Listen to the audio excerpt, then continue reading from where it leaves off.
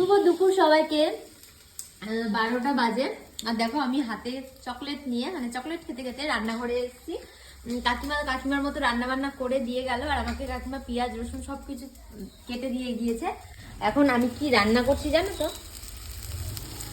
এখন আমি করছি হচ্ছে চিকেনের স্টমাক রান্না করছি।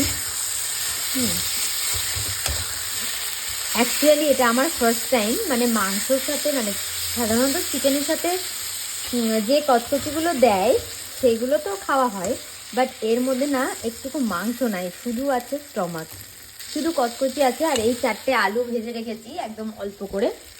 আর দেখো এটা হচ্ছে আর কিছুই নয়, এটা হলো প্রেগন্যান্সি ক্রেভিংস বলতে পারো তোমরা, তো সেরকমটাই। গন্ধটা এত সুন্দর উঠেছে কি বলবো, জানি না খেতে কেমন হবে। তো এটা আমার